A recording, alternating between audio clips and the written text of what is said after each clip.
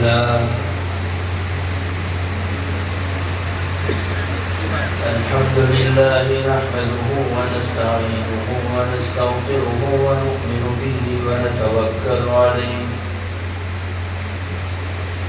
ونعوذ بالله من شرور أنفسنا ومن سيئات أعمالنا من يهده الله فلا مضل له ومن يضلله فلا هادي له ونشهد أن لا إله إلا الله وحده لا شريك له ونشهد أن سيدنا وسندنا وحبيبنا ومولانا محمدا عبده ورسوله صلى الله تعالى عليه وعلى آله وأصحابه وبارك وسلم تسليما كثيرا كثيرا أما بعد فأعوذ بالله من الشيطان الرجيم بسم الله الرحمن الرحيم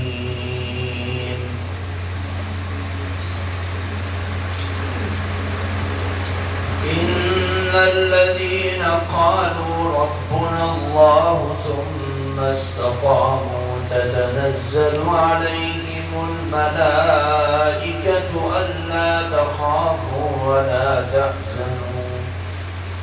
وأبشروا بالجنة التي كنتم توعدون صدق الله.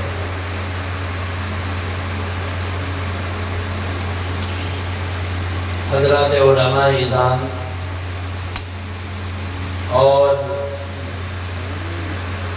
آج کے اس ایمانی اصلاحی قرآنی مجلس میں انتہائی محبت عقیدت احترام کے ساتھ جمع ہونے والے ہمارے نوجوان بزرگ پیارے بچے بچیاں پردہ نشین خواتین، اللہ تبارک و تعالیٰ کا بے حد احسان ہے کہ پروردگار عالم نے اس ادارے کی برکت سے ہم لوگوں کو اس مبارک ساعت میں جمع ہونے کی سعادت نصیب فرمائی۔ اللہ تعالیٰ اس جمع ہونے کو ہماری دنیا اور آخرت کی زندگی کے لیے کامیابی کامرانی کا ذریعہ اور سبب بنائے۔ میرے دوستوں بزرگوں،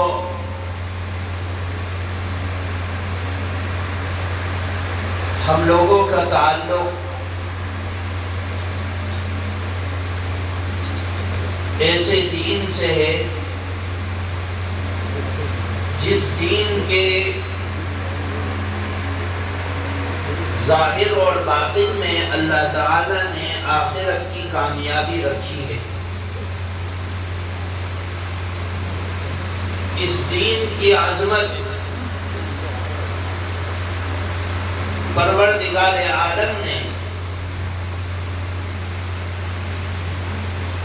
برسہ برس سے ہدایت کے راستے پر چلنے والے اپنے بندوں کے ذریعے سے بعد میں آنے والوں کے لیے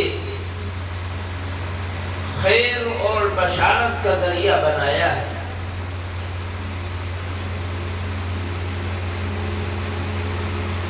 مختلف اوقات میں اللہ تعالی نے اس زمانے کے حقانیت پر چلنے والے دینی اور شریعتی احکامات کی دعوت و تبلیغ کے لیے مختلف زمانے میں مختلف افراد نبی اور پیغمبر بنا کر اللہ تعالی نے اس دنیا میں بھیجے۔ وہ پاکیزہ صفات انسان اس دنیا میں آئے اور انہوں نے لوگوں کو ہدایت کا راستہ سکھلایا اور بتلایا۔ آپ نے بہت سے انبیاء کے نام سنے جو اسلام کی دعوت اور تبلیغ کے لیے اس دنیا میں آئے اور لوگوں کو سچے راستے کی دعوت دی، چاہے ان کی باتوں کو سننے والے اس زمانے کے افراد ان کی دشمنی پر کسی بھی شکل میں آئے، انہوں نے ہر ساعت اور ہر لمحے کو برداشت کیا اور اللہ کی رسی کو مضبوطی سے تھام کر آگے تک پہنچایا۔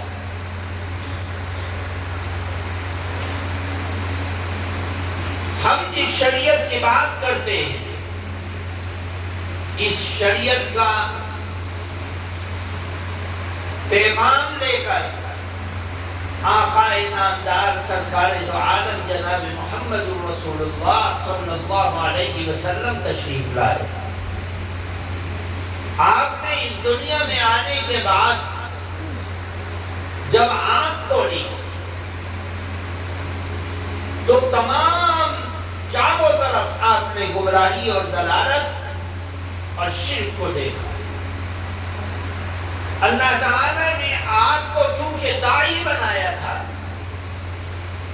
اس لیے اس دعوت والی صفات کے ذریعے سے پروردگار عالم نے آپ کو جوانی کی ایک عمر تک پہنچایا۔ جب آپ 40 سال کے ہو گئے، اللہ تعالیٰ نے اپنا ہدایت کا نور آپ کے دامن میں، آپ کے سینے میں ڈالا۔ دنیا جانتی ہے کہ نبی کریم صلی اللہ علیہ وسلم اسلام کے احکامات کے بارے میں نہیں جانتے تھے۔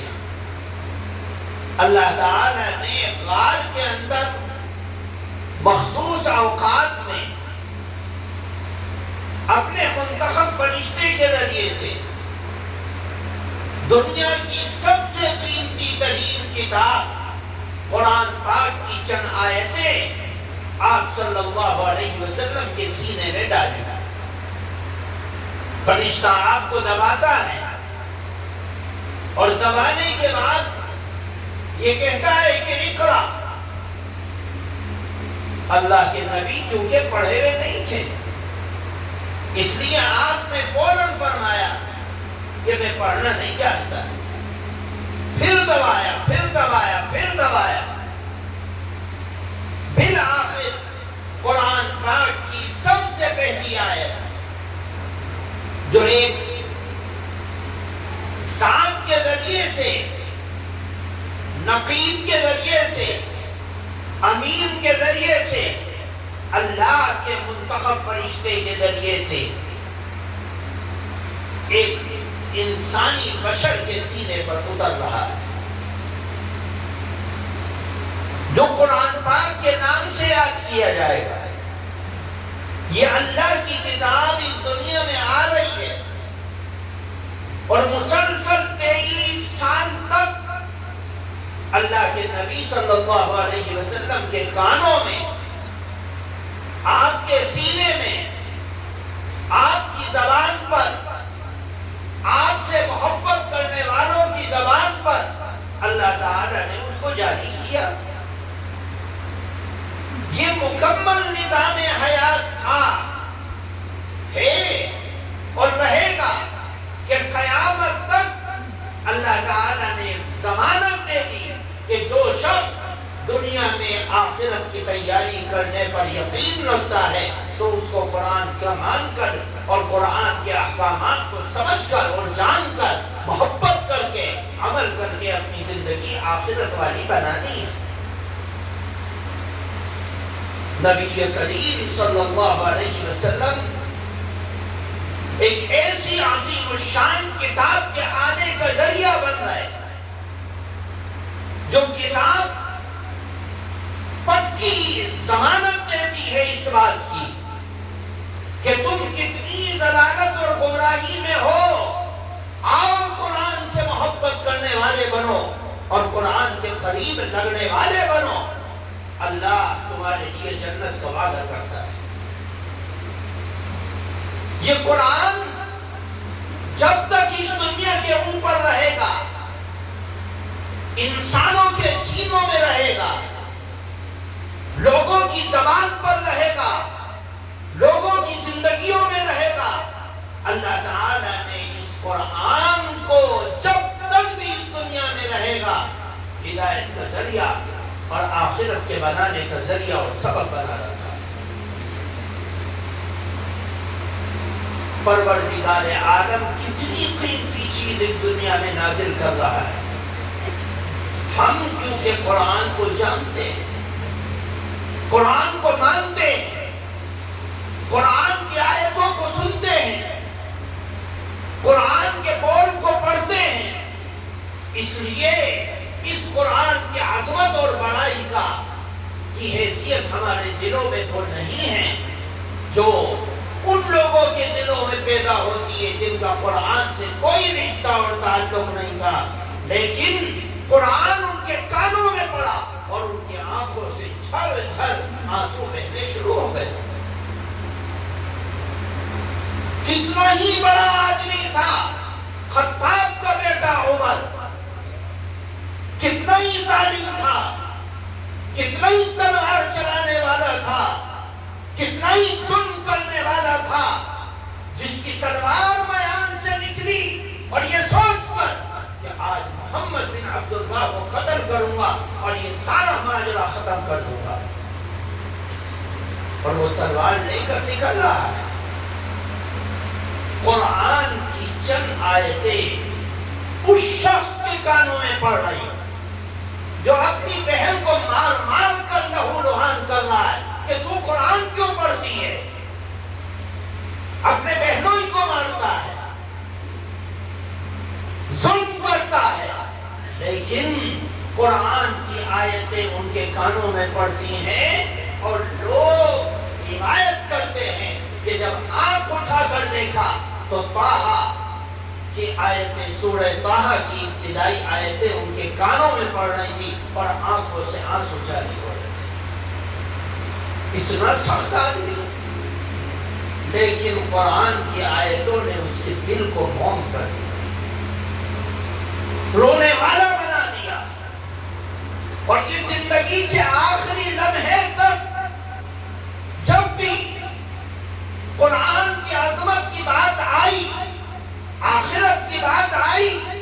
جنت جہنم کی بات آئی، اللہ کی رضامندی اور ناراضگی کی بات آئی، بس آنکھوں سے آنسو جا رہی ہو رہے ہیں۔ اس شخص کے جو مکہ کا پہلوان کہا جاتا تھا، اور ایسے ایک نہیں سینکڑوں افراد جن کے پاس یہ انقلابی کتاب کی آیتیں ان کے کانوں میں پڑی اور ان کا دل بکھرنا شروع ہو گیا، وہ تڑپنے لگے۔ ہم صبح سے لے کر شام تک اسی قرآن کو سنتے اور پڑھتے ہیں، نہ ہم اس کو سمجھ پاتے ہیں، نہ اس میں غور کر پاتے ہیں۔ 80 سال قرآن کی ایک سورت کو سنتے سنتے، سورہ فاتحہ کو سنتے اور پڑھتے 80 سال گزر جاتے ہیں، لیکن ہمیں یہ نہیں پتا ہوتا کہ الحمدللہ رب العالمین میں اللہ نے کیا کہا، اہدنا الصراط المستقیم میں اللہ نے کیا کہا۔ ایک قرآن کی سورت جس قرآن کی عظمت اور بڑائی یہ ہے کہ اللہ کے نبی نے فرمایا تھا کہ مومن کی معراج نماز ہے۔ کیسے معراج ہے؟ اللہ کا نبی معراج کے لیے بنفس نفیس اپنے جسم اور جثے کے ساتھ اللہ کی جنت کی طرف جا رہا ہے، آسمانوں میں جا رہا ہے۔ ایک معراج نبی کی تھی، فرمایا ایک معراج مومن کی ہے کہ جب وہ سجدے کرتا ہے، رکوع کرتا ہے، قیام کرتا ہے، قعود کرتا ہے، قائمے میں بیٹھتا ہے، تو اللہ سے کلام اس کا ثبوت اللہ کے نبی صلی اللہ علیہ وسلم نے ارشاد فرمایا جب بندہ اللہ کی نماز کی نیت باندھتا ہے اس کی زبان پر الفاظ آتے ہیں الحمدللہ رب العالمین. اللہ کے نبی نے فرمایا بندہ اپنی زبان سے کہتا ہے الحمدللہ رب العالمین, اللہ جواب دیتا ہے اور فرشتوں کو گواہ بنا کر کہتا ہے حمیدنی عبدی, میرے بندے نے میری تعریف کی, میرے بندے نے میری تعریف کی. الرحمن الرحیم, میرے بندے نے میری ثنا بیان کی. مالک یوم الدین مجدنی عبدی, میرے بندے نے میری بڑائی کو بیان کیا. اللہ کہ نبی صلی اللہ علیہ وسلم یہ فرما رہے ہیں کہ دیکھو اللہ اپنے قرآن کو نماز کے اندر پڑھنے والے کی سے ہم کلام ہو رہا ہے, اس کی باتوں کو سن رہا ہے, اس کی آیتوں کو سن رہا ہے. اور جب بندہ بولتا ہے ایاک نعبد و ایاک نستعین, اللہ جواب دیتا ہے ھذا بینی و بین عبدی, یہ میرے اور میرے بندے کے درمیان کی بات ہے کہ وہ میری عبادت کرتا ہے, وہ مجھ سے ہی مدد طلب کرتا ہے. اب بندہ اللہ سے دعا کرتا ہے اہدنا الصراط المستقیم, اے اللہ مجھے سیدھے راستے کی رہنمائی عطا کر دے. وہ سیدھا راستہ ان لوگوں کا جن کے اوپر تو نے انعامات برسائے. ومن یطع اللہ والرسول فاولئک مع الذین انعم اللہ علیہم من النبیین والصدیقین والشہداء والصالحین. نبیوں والا راستہ, صدیقین والا راستہ, شہداء والا راستہ, صالحین والا راستہ, اللہ کے عبادت گزار بندوں کا راستہ, نہ کہ ان لوگوں کا راستہ جو تجھ سے دھتکار دیے گئے اور گمراہ ہو گئے. لعنت اللہ علیہ من الظالمین وغضب اللہ علیہ ولعنہم وَأَعَدَّ لَهُمْ جَهَنَّمَ. وہ لوگ جنہوں نے اللہ کی کتاب کو سنا اور اس کو دھتکار دیا, اللہ نے ان کو دھتکار دیا اور ان کے اوپر غصہ ہو گیا اور لعنت برسائی اور ان کے لیے جہنم کی آگ کو تیار کر دیا. سورہ فاتحہ جس کو ہم قرآن پاک کی شکل میں اللہ کی نماز میں پڑھتے ہیں, اس میں بندہ اپنے پروردگار سے ہم کلام ہوتا ہے, گفتگو کرتا ہے. اللہ اس کی ایک ایک آیت کو سنتا ہے. ایک بزرگ ایک مسجد میں نماز پڑھ رہے تھے. نماز کے بعد انہوں نے امام صاحب کو بلایا اور کہا کہ تم نے نماز کے اندر تلاوت بہت اچھی کی, کاش تم ایک تبدیلی کر لو. اس نے کہا حضرت عرض کریں, فرمائے حکم دے. فرمایا کہ اللہ سورہ فاتحہ کی ہر آیت کے بعد بندے کی تعریف کرتا ہے, اس کو سراہتا ہے. کم سے کم ہر آیت پر سانس توڑ کر اللہ کی اس تعریف کو جو اللہ اپنی زبان میں اقدس سے کر رہا ہے اس کو سن تو لو. تم ایک سانس میں سورہ فاتحہ پڑھ رہے ہو, اس لیے افضل یہ ہے کہ قرآن پاک کی سورہ فاتحہ کو جب تلاوت کیا جائے ہر آیت کے اوپر سانس دیا جائے, بڑی اطمینان سے پڑھا جائے. سارے قرآن کا نچوڑ اس سورہ فاتحہ کو بنایا جس کو ہم 80 سال نماز پڑھنے کے بعد بھی سمجھ نہیں پائے. میرے دوستو, اس دنیا کی زندگی میں مسلمان کے پاس نبی نہیں ہے, کروٹ فرما ہے, آنکھوں سے اوجھل ہو گئے. ہمارے پاس جنت اور جہنم کو دیکھنے والے نہیں ہیں. ہمارے پاس کوئی اللہ کی نعمت نہیں, صرف ایک نعمت ہے جس نعمت کو قرآن پاک کہا جائے. اور یہ نعمت قرآنی صبح قیامت تک نبی کی نبوت کی، نبی کی صداقت کی، عمر کی بہادری کی، عثمان کی حیا کی، علی کی شجاعت کی اور صحابہ کی عظمت کی بڑائی کو بیان کرتا رہے گا، قرآن کے اندر کوئی تبدیلی نہیں کر سکتا۔